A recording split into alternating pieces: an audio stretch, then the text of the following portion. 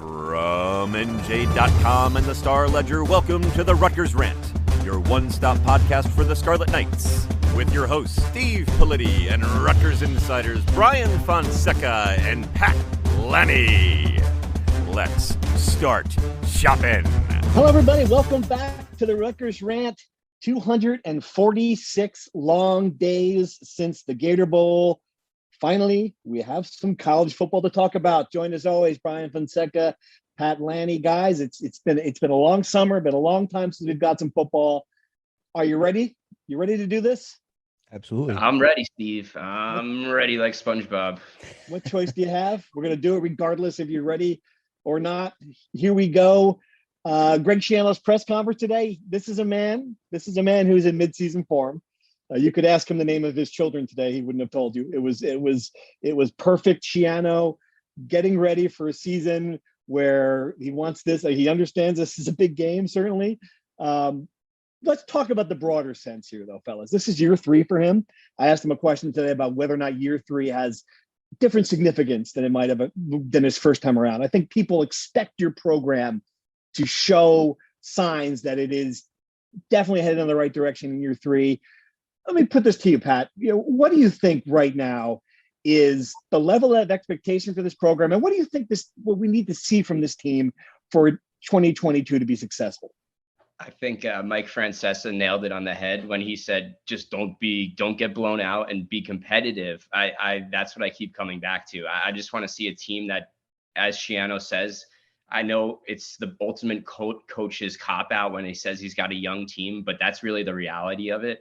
It is. So I really think that the truth of this season and the goal of this season is to be competitive in every game, pull off that one great upset, pull off a couple great wins, and hang around to keep bowl eligibility possible. Yeah, I think that he makes a good point there, Fonseca, that if this season's going to be what we expect it to be, you've got to be in a position in November we've got a chance to be bowl eligible. Do you agree, though, that it's enough to be competitive? Are you going to look at the win-loss total this year? Does it matter, that he's showing evidence that the program's heading in the right direction? The reality is that Rutgers could have a worse record than last year and still be a better team, if that makes sense, because of how grueling the schedule is. I mean, all the metrics point to it being one of the toughest ones in the country. And I know people will say it's tough, like every year in the Big Ten, the conference is hard, yada, yada. And I get that, but this is especially hard. And to Pat's point, they're a young team. A majority of them have 3 or more years of eligibility left. So this is a year that you get them accustomed to playing significant snaps. They learn the Big Ten, so that next year is a year that you hope the schedule gets a bit lighter, obviously, and you really start to explode there. And I think you wrote it in our piece this morning, Steve, that this is the year before the year. I think that's the perfect way of putting it. Schiano compared it to 04-05. This could be 05-esque. I guess we'll see. But yeah, I think don't get blown out. Aside from the Ohio State game, that's inevitable. That team's going to score 1,000 points against everyone. But stay competitive. Maybe pull off one upset. Maybe beat a Penn State and Michigan. Win the winnable games. Beat Boston College. That would be a great start. And let's go there right away, because it's such an interesting game. And reading between the lines, and I have to use my Schiano to English dictionary here, translator, talking about this. Obviously, the schedule was made well before he got here. In no way, shape, or form does Greg Schiano want to be playing Boston College on the road in his season opener. It's the deck of cards. This is what he's been dealt. He's going to make the best of it. But for us, for our purposes, I can't imagine a better, more interesting opener. All of the New Jersey ties up there. Jeff Hafley, John McNulty, Savon Huggins is on that staff. There's just a million reasons why it's compelling. But Pat, more importantly than that, we're going to know right away where this team is and how it measures up to a program that's on its level in the first game. No question about it. It's my first game on the beat as well. So let's go. I mean, that's as good as it gets, like you said. But you're right. Boston College was really ascending when Phil Jurkovec, however we're saying it, Jurkovec, was healthy last season. You're getting close to saying something really bad there. We don't want the FCC to come down on our podcast, so be careful. The Boston College quarterback is an absolute NFL draft pick. And if he stays healthy this year, he's going to be awesome. And so that adds to it too. Like Rutgers is playing one of the best quarterbacks they're going to play outside of Ohio State and maybe a few other teams. But exciting game. And you're right, BC ascending program, just like Rutgers. And as you said, all the parallels will make this really compelling. It's interesting though, Fonseca, though, that's not, they got the quarterback, definitely. Certainly got one of the best receivers in school history up there.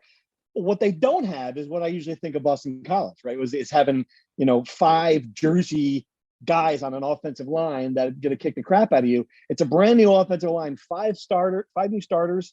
There are some question marks up there. This is not a team that, that people in the ACC are penciling in for 8 wins.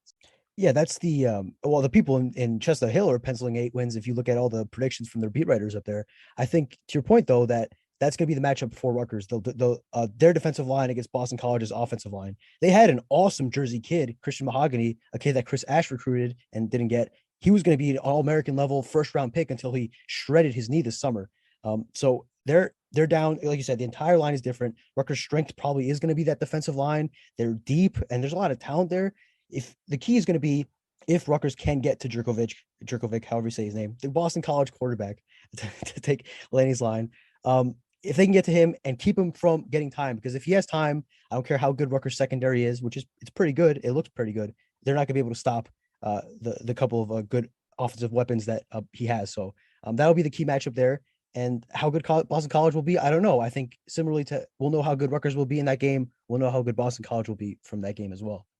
All right. On the other side of the ball, Rutgers, we've asked Greg Schiano, I think probably 37 times at this point, about his starting quarterback. We're in a position, I'm going to say this up front, where we agree, you guys have been at every practice, we have an agreement with Rutgers that we do not report what we see at training camp practices as part of our condition being there. So we're limited as to what we can say about what we have seen from the Rutgers quarterback battle. That said, what Greg Schiano has said, and I think it's interesting today, his comments, he was asked directly about Gavin Wimsatt.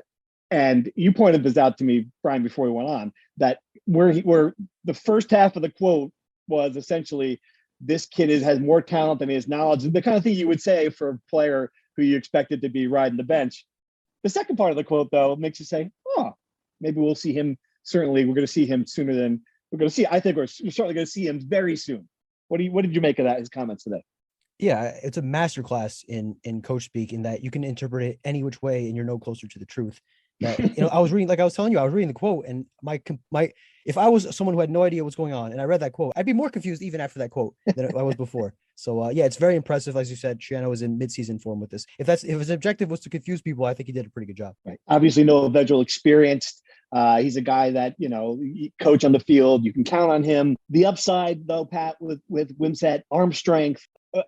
Rutgers hasn't had a guy who can throw the ball like him in a decade, probably since Tom Savage. I mean, how do you break it down overall? Arm strength, and the thing that everyone forgets is mobility, right, which is so key to Gleason's offense. Like, I think he wants someone that's really can run the read option really well and use his legs to extend plays. So the arm strength is no question. It's definitely there. The mobility is there. It's just the decision making that comes with experience and knowing the playbook. So those are two things that just come with time. And if he has time, that's the other part of it. We think that their offensive line is going to be better. Do you agree with that statement? From based on what you've seen, the bodies they have, the new guys coming in, is this offensive line going to be better? And if it is, I think that will definitely impact whether or not any quarterback, or certainly, but a young quarterback, can flourish. I mean, I've seen some really good offensive linemen the last couple of years, but they were at St. Joe's and Don Bosco, and now they're at Ohio State, conversely. So yeah. I'm going to let take that one.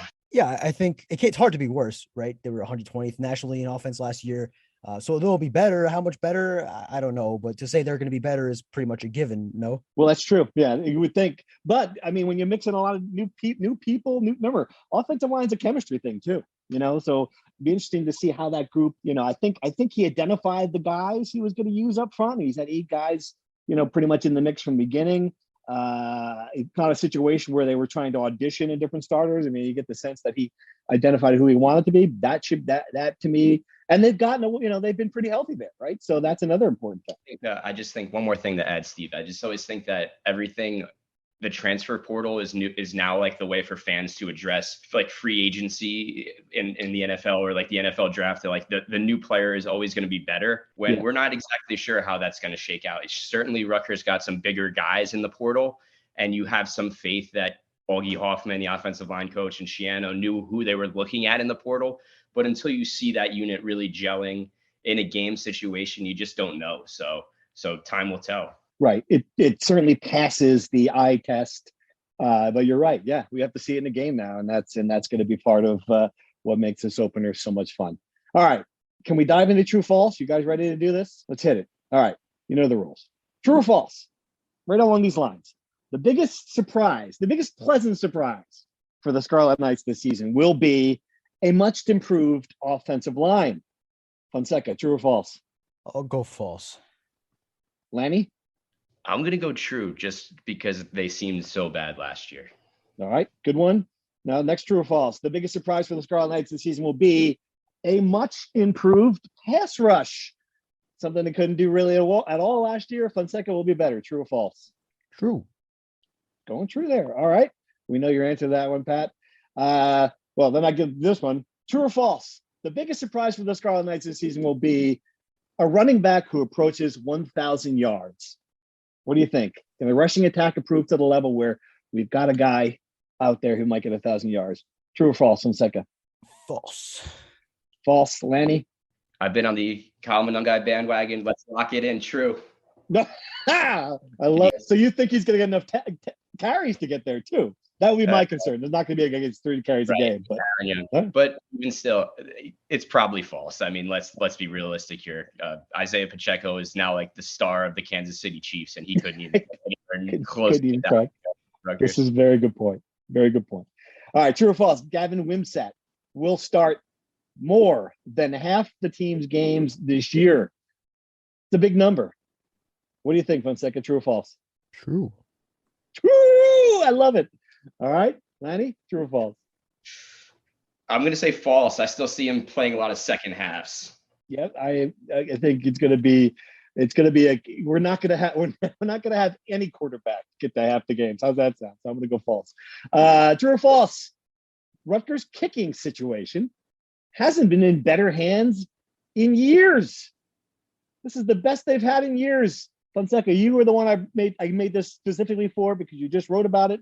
True or false? Based on what I have heard from the people I spoke to and his previous stops, to be clear. True. True. All right, Lanni, you got to go with the man who knows the kicking situation better than anybody? Yes, true. Hey, Jude, sure. True. And all right, let's go true. You include punting and as a part of that kicking Yes. as well. Certainly when you have the nation's best punter, that makes it easy. All right, a couple more true or false. Keontae Hamilton made the right decision to stop wrestling. Fonseca, true or false? True. Pat? True as well. That's an easy one. Yeah. Yeah. When he's going to be a kind of guy who might have an NFL future, or certainly someone who's got a chance to be really good at, you got to do it. And finally, the team MVP of the Scarlet Knights will be Johnny Langan. Fonseca, true or false? If we're going with the true meaning of MVP, valuable, absolutely true. I love it. All right, Pat, your thoughts? Great answer. Johnny Langan, true. No. False. It's Corsack. Yeah, well, it was Corsack last year. They're going to give it to him again this year? All right, possible. Okay. I wasn't here last year. That's my cop-out. That's my Shiano coach speak. I wasn't here last year. He just seems like a kind of guy. I thought Langan because he seems like a kind of guy that they would want to reward after everything he's done for this program. But obviously, he's got to have a good year on the field to do that. And by all accounts, I mean, based on memory, we're just coming off the last time we saw his team. Boston College kid too, Steve. Forget.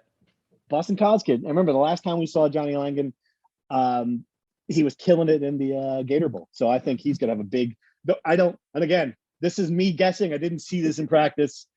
So I don't want to have the chop be my hands getting chopped off for revealing privileged information. I just assume, this is a guy who they want to involve a lot. He's going on the road to face the team. He started his college career. I'd be stunned if Johnny Langan does not have a big game against Boston College. Stunned. And to be clear, so Pat and I's hands don't get chopped off. We did not tell Steve that either. Steve is not in practice, so he can see it. We did not tell that to Steve either. So please, to whoever is listening to this, because we know you are. There'll be no chopped hands. We don't promise. chop our hands. All right. Anything else we want to revisit here? So Brian, tell us about your story on the Northern Ireland phenomenon that is the new Rutgers kicker. Yeah, that was one of my bigger worries, the Northern Ireland national identity angle. I Yes. was worried I didn't want to anger anybody in the island, but I called Rory McIlroy an Irishman once, and believe me, my email was not polite. So yes, there you go. Well, everybody I've dealt with, nobody had any major issues so far, so hands crossed. But hopefully there's not a bounty out for me in Belfast.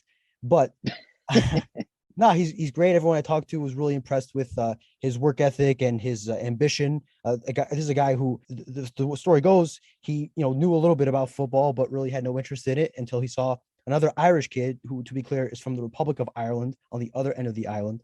Actual Irish, guys. Yep. Actually Irish. Well, again, I'm not sure if that's a fair thing to say either, Steve. We're getting into murky waters here. But anyway, so he found out this kid is committing to Georgia Tech, and he said, well, I could do that. We're both Gaelic footballers. So he goes on eBay immediately after, buys 3 footballs, a stand, gets home there a couple days later, starts kicking it, and he gets more reinforcing this idea. He sends that kid, David Shanahan, an email, and he's like, he's never going to respond. He's getting bothered by everybody around here. The kid gets back to him, says, I'll hook you up with Pro Kick Australia. He wants to go to Pro Kick Australia. He can't because we're in the middle of a global pandemic and he can't get into Australia. So he kicks around for a year until he can get into the United States to work with another former Pro Kick guy. He gets to the United States, kicks at some high schools and some cow pastures for a few months. And short story is 2 years after he found out he could do it, he has a former coach saying he's going to make it to the NFL one day. To your point, probably the best kicking situation Rutgers has had in a while. I don't think if he has a chip shot with the 4 seconds left in the game that he will miss it. That's a really wild story. I love that. If you had it, go on to NJ.com and pull it up, because Brian did a really good job, a well-sourced story talking about him. All right. Any other, you mentioned this, we've talked about the offensive line, but you today in our preview section, you mentioned the pass rush you think would be better. That interested me, Brian, because of, obviously there are a couple of guys that are not who they expected to be a big part of that who are not with the team this year. Tell me why you're optimistic there. Not having Motoré hurts. He's their top sack leader for the past 2 seasons, but they have a lot of depth. That was a big emphasis of Schiano from the moment he came back, was reinforcing that unit. And obviously they've done a really good job with a lot of depth, both inside and out. I think Aaron Lewis has a chance to be really, really good. He was good last year. Yeah. He was good last year in spots. And I think with a bigger role, given that, they don't have Touré, he was his backup. He should slide and have a bigger role there. I really think he has a chance of having a special season. But even not just him, other guys. Wesley Bailey is a guy that Shannon's talked about in training camp. Mm-hmm. And I was surprised, frankly, when I was looking up the numbers last year. Rutgers only had 6 sacks in Big Ten play. Again, similar to the offensive line, this is not a big bar to clear. So I think they will be better, automatically. I think they could be a lot better than that. Right. The fact that they can now actually have a platoon and bring guys in and keep them fresh till late in the games and late in the season too, I think is a huge deal that this team has not had the Big Ten. So that'll matter certainly as we get going. All right, let's dive into some Rutgers Insider questions. As always, thank you guys for participating in our Insider program. We're looking forward to having a lot of texts flying during the season and throughout the season. If you're not familiar with this, these questions come from people who are our subscribers. So please get on board. You get some good information that you don't get anywhere else. All right, first question. From a wins-loss perspective, what would be a success for this season? It's interesting. I don't know. I feel like if you've set the bar, it's going to be somewhere between 3 and 7, right? 7 would be build statues level. 6 should be a wild success. 5, that's what they had last year. I don't know. What do you think, Pat? Give me where you think what number would be successful. Yeah, I did the best and worst case scenario in that preview that we released today. And I said something along the lines of Schiano has won 2 more games every single year. Now that's the best case scenario when you get to 7, if you add 2 more games. The worst case scenario is they regress by 2 and finish with 3. So I think you nailed it. Somewhere between that 3 and 7 range is really realistic. Right. All right. Next one. Could Rutgers realistically lose the opener and be bowl eligible? We're not a political podcast, but it feels like losing Pennsylvania and trying to win the White House. I don't really see a path there. I mean, it's certainly going to be pretty tough. That means you'd have to win 4 Big Ten games. I mean, what do you think, Brian? Is this game that important that they have to win this to stay bowl, to realistically be bowl eligible? Yeah, this is the season. I think if you have any hopes of making a bowl game, you have to win this game, because they would have to win every other winnable game on the schedule. Is that likely? Even good teams lose games against worse teams, if that makes sense. So it would be a lot to ask, and I think making a bowl game, even with beating Boston College, would be hard enough. To do so without beating them, to me, is borderline impossible. All right, so we got this question 4 different times in 4 different ways. So it's on your guys' minds. Will Davin Wimsett transfer if he isn't named starter? I mean, we've gotten no sense from this kid or anybody around him that he's not perfectly happy here. And this is just the reality of college football in 2022, right? I mean, if he doesn't start, we'll wonder if he's going to transfer. If he throws 300 yards a game, we're going to wonder if he transfers, right, Pat? I mean, there's really no. It's just kind of the way it is. I don't see any sign that he's unhappy. So that's it. You nailed that the first time we spoke with him in camp, right? Like, he was so happy to be in the rack pack at the basketball games, and yeah, I just think that's the reality. And think about it, like I always say, like the grass is not always greener after a transfer, right? Like, look at the kid that went from Texas to Nebraska and had a great game yesterday, and then on Saturday and still ends up losing. Like, just because there is another opportunity out there doesn't mean it's better. Rutgers has done everything possible to lay the red carpet out for this guy. So I think I don't foresee it at all. I think he's a Rutgers guy through and through. Totally agree. Likes the coaches, likes the situation, loves being here. So until we know otherwise, stop worrying about this. All right. I don't blame fans for worrying it, but it really is just like the kid hasn't even started a game yet, and people are already having catastrophe. Like, let this play out before you start, predicting the collapse of the program. Which, I mean, if it does happen, it'd be a pretty big deal. But slow the roll here, guys. Right? Yeah, it's well said. All right, Jamie in Sioux Falls, South Dakota wants to know, of the much ballyhooed freshman class, what player is most likely to emerge as a key contributor this season? Can you guys? I don't think this is out of bounds here from our rules. What do you think? Either one of you, tell me who you got. I had Thomas Amonkwa early on in camp, but it's transitioned to now. I think it's more Kenny Fletcher adding to that defensive line mix. Okay.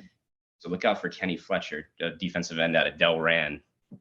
I'll go with Anthony Johnson, the linebacker, only because that unit is so thin that they're going to need bodies. So I'd go with him. And if Moses Walker wasn't hurt, he would obviously be the guy from that group. But with him gone, I'd guess Anthony Johnson. Good answers. All right. Let me see what else we got here.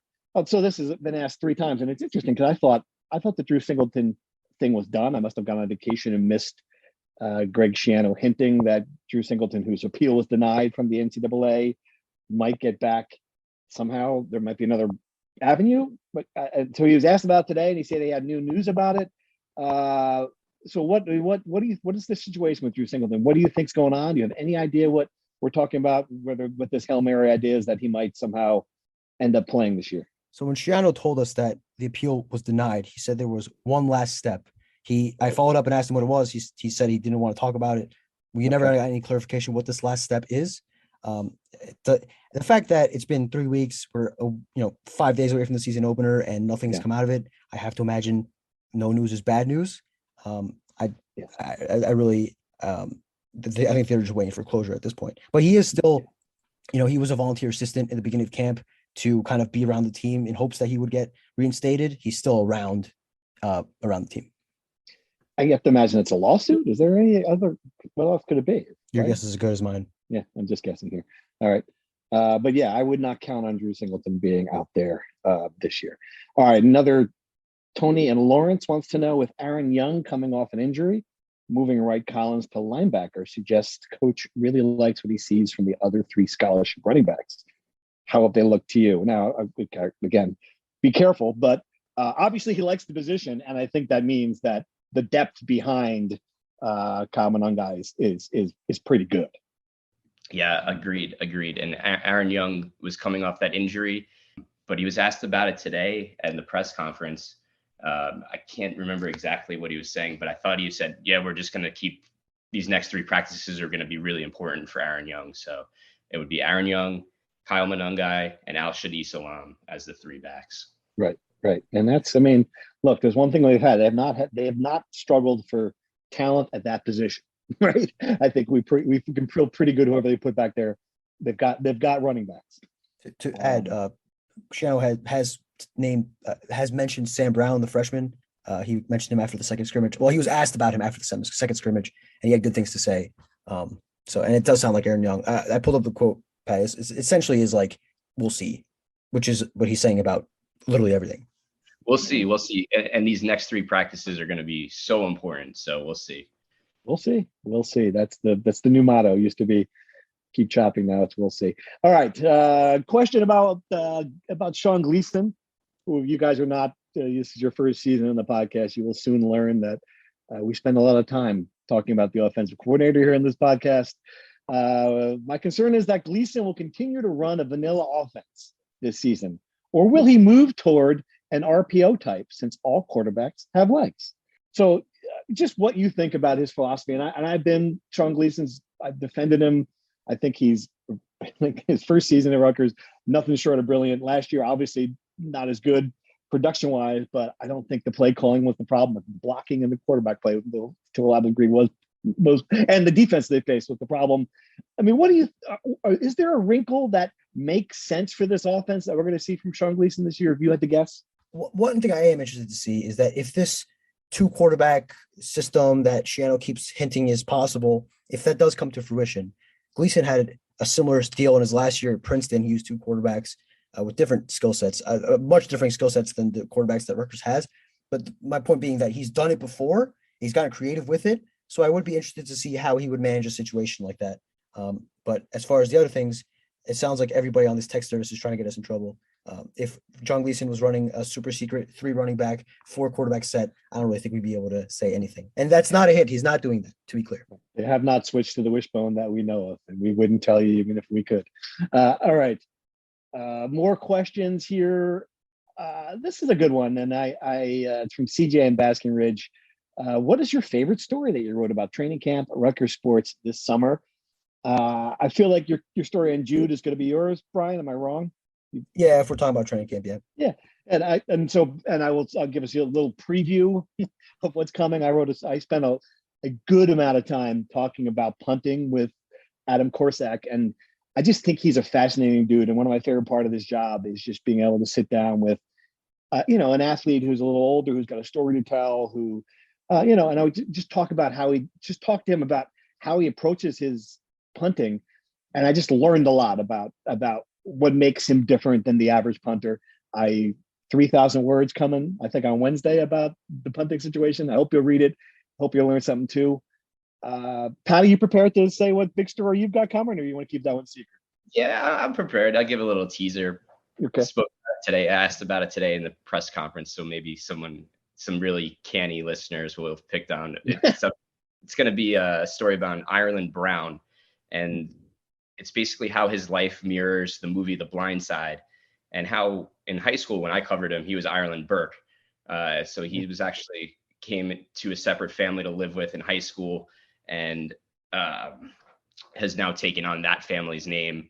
Not that he was adopted by them because he's already 18, but basically It's a lot like The Blind Side, and it's going to be pretty fascinating. So check back for that one on Thursday. I am excited. I'm legit excited to read that story because I know you spent a lot of time on it, so I can't wait. So readers, get ready. We've got some good stuff coming up this week for the game. All right, a few more here. Charlie B wants to know, how much traction has there been with NIL fundraising at Rutgers?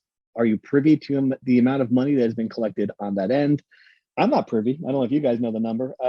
I think from what I understand, there's a big bump after Greg Schiano came forward and said, look, we need to raise millions to keep our team together. I think there's a bump right there.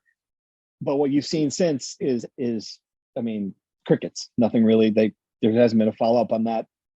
Brian, you wrote the story about that. I mean, that's your sense that that it's certainly dropped off since then.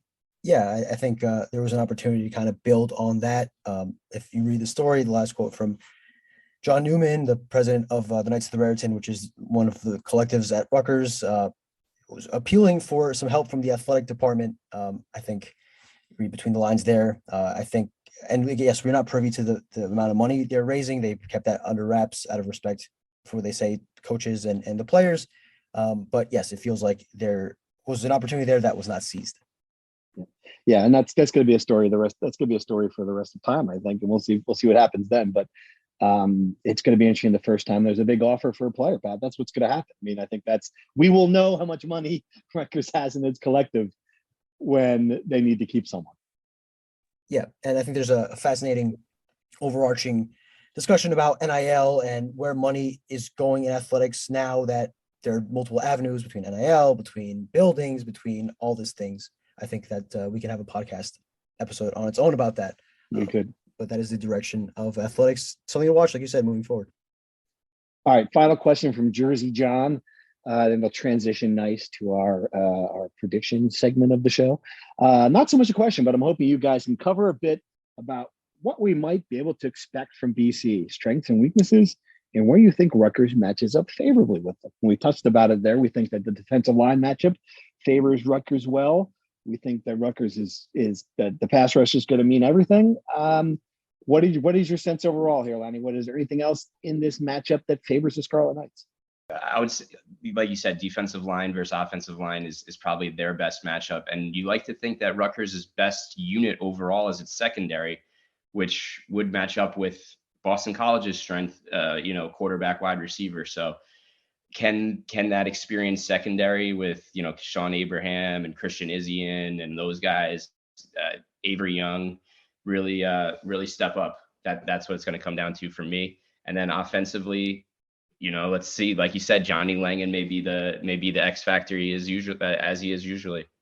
Yeah, I can't remember a time where I'm more curious about the offense. Go ahead, Brian. I mean, interrupt you, but I'm just really curious about what this offense is going to do in this game. No, I didn't mean to interrupt you either. I'll let you finish that thought. A couple of things. One, it's very interesting that Rutgers they do their game week poster previewing every game. They made Johnny Langan the cover of that poster. Have to think he's pretty excited to face his old team. And to Pat's point, I think BC has this really great receiver, Zay Flowers. Rutgers has a really great cornerback in Max Melton. I'm sure they're going to match up. I think that's going to be a fascinating matchup to watch. That could be pretty important. But sorry, Steve, what were you saying about the offense? No, that's it. You crystallized my thoughts eloquently. Melton, that's a good one, Bri. That's a really good one. He's been such a shutdown corner. All right, let's dive into some predictions, gentlemen. We first road trip, Rutgers plus 7.5. A little surprised. Were you surprised at that number, Brian? Was that what you thought it was going to be? You're a gambling guy expert. I would ask you first. I'm an expert in losing gambling. That's all I am. But I was surprised it was that big. Sure. Yeah. I guess thinking about it, I could see it. But when it first came out in the summer, I was mildly surprised. Let's put it like that. Right. Okay. All right. Who wants to go first? So this. So this is just we put our predictions to page. So this is really important now. I mean, you guys, this is the prediction. You don't want to give me bragging rights. You can ask the last. I can reveal this now.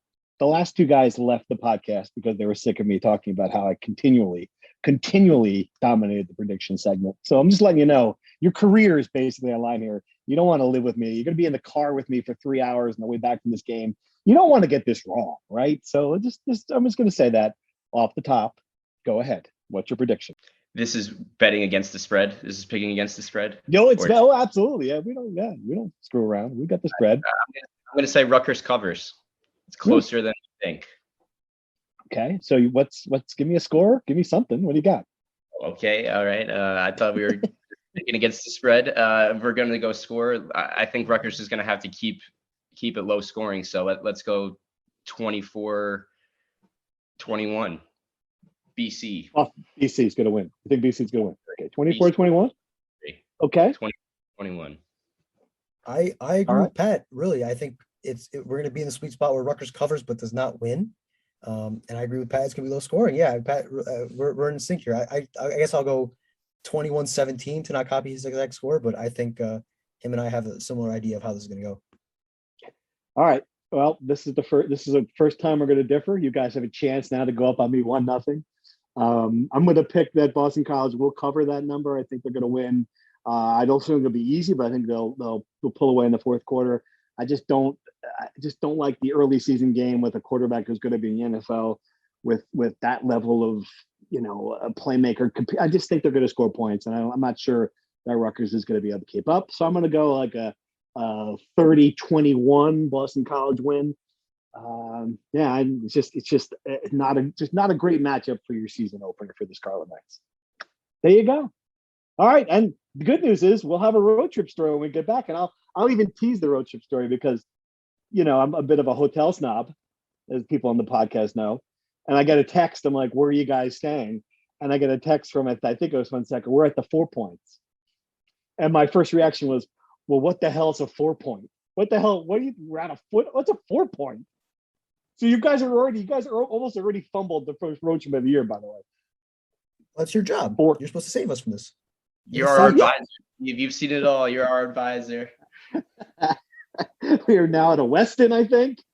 Yeah, the 5 Points in Gangs of New York was probably the encouragement of finding the 4. Yeah. The 4 Points. All right. 4 Points. Well, we'll be back to talk about the trip to Boston College, everything we learned about the Scarlet Knights. I think next week's podcast is going to be a lot of fun, to say the least. Thanks to everyone for your questions and for listening, and for Pat and Brian signing off. Thank you for listening to the Rutgers Rant. To participate in the conversation and receive live updates about the Scarlet Knights directly to your phone, sign up at NJ.com/insider.